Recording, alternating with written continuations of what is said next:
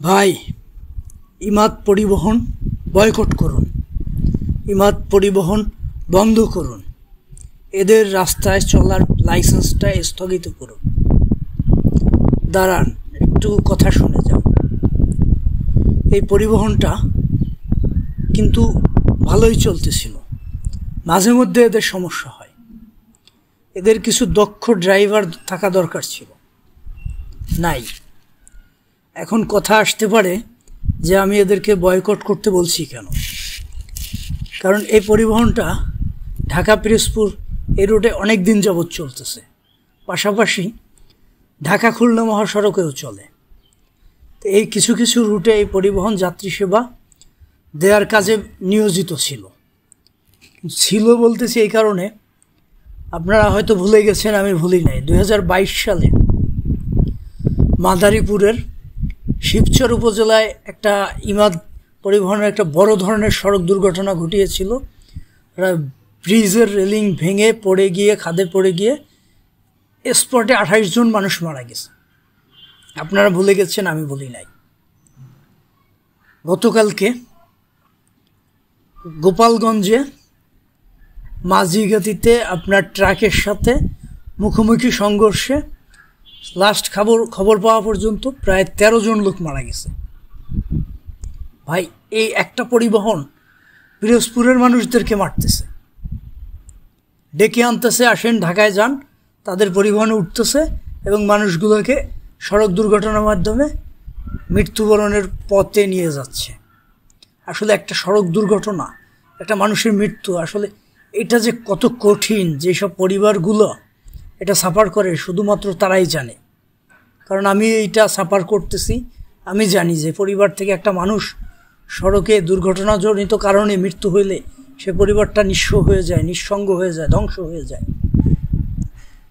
আপনার জনবল নাই, আপনি পরিবহন চালায়েন না, আপনার দক্ষ ড্রাইভার নাই, আপনি পরিবহন বন্ধ রাখেন, কিন্তু ডেকে এনে মানুষকে আপনি মারতে পারেন না। আপনাকে সেই অধিকার কেউ দেয় নাই। বাংলাদেশে এটা সম্ভব না। আমি অনুরোধ করতেছি বিনয়ের সাথে, পিরোজপুরের যারা দায়িত্বপ্রাপ্ত আছেন, বিশেষ করে মালিক সমিতি এবং সড়ক ফেডারেশন যারাই আছেন না কেন, ইমাদ পরিবহনের বিরুদ্ধে অ্যাকশনে যান, তাদেরকে সতর্ক করুন। তা না হলে তাদের বিরুদ্ধে লিখিত অভিযোগ করুন যে এরা বারবার কেন রাস্তায় এই ধরনের দুর্ঘটনা ঘটাচ্ছে।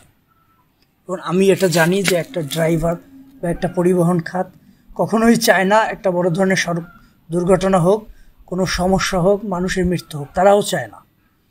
কিন্তু চায় না, তারপরও যদি এই ধরনের ঘটনা বারবার ঘটতে থাকে, তাদের ছোটোখাটো যে দুর্ঘটনাগুলো সেগুলো আমি নজরে নিলাম না, আমার কাছে কিন্তু A to Z ডিটেলস আছে, সেগুলো নিলাম না, কিন্তু তারা এই ইমাদ পরিবহন এতগুলা বারবার ঘটনা কেন ঘটাচ্ছে?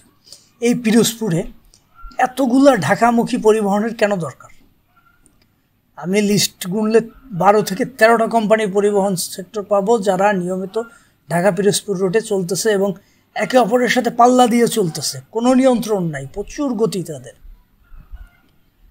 এত কম্পিটিশন কেন দরকার ছিল পিরোজপুরে? অন্যান্য জেলায় তো এতগুলো পরিবহন নাই।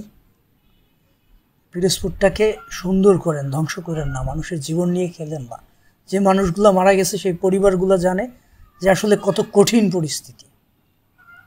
প্রত্যেকটা পরিবারকে সাফার করতে হবে। অনেকের পরিবারের যে মেইন কর্তা আছে সেও চলে গেছে এই দুর্ঘটনার কারণে।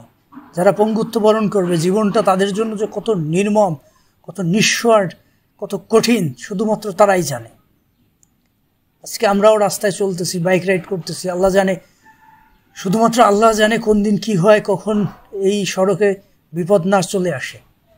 আপনারা যদি সঠিক না হন, বাংলাদেশের মানুষ কখনোই নিরাপদ না। আমি বিনয়ের সাথে বলতেছি, এই ইমাদ পরিবহনকে আপনারা বর্জন করুন। জেনে শুনে কেউ ইমাদ পরিবহনে অ্যাটলিস্ট পিরোজপুর থেকে ঢাকায় যাবেন না, ঢাকা থেকে পিরোজপুরে আসবেন না। আপনারা সাধারণ মানুষ যারা পিরোজপুরবাসী আছেন, আপনারা বয়কট করলে এই পরিবহন ব্যবসা করতে বাধ্য হবে, ব্যবসা বন্ধ করতে বাধ্য হবে। হয় তারা ঠিক হবে, তা না হইলে আমাদের দরকার নেই এরকম পরিবহন। এরা তো বলতে গেলে কুখ্যাত পরিবহন, কথা বললে শেষ করা যাবে না। এদের কর্মকাণ্ড এত ভয়ানক, এত ভয়াবহ। আপনারা যারা এই সড়কগুলো যাতায়াত করছেন তারা জানেন, কারণ আমার এইখানে অনেক অভিজ্ঞতা আছে। আমি প্রচুর ঢাকায় যাতায়াত করছি একটা সময়, আমি জানি যে এই সিচুয়েশনগুলো কত কঠিন হয়।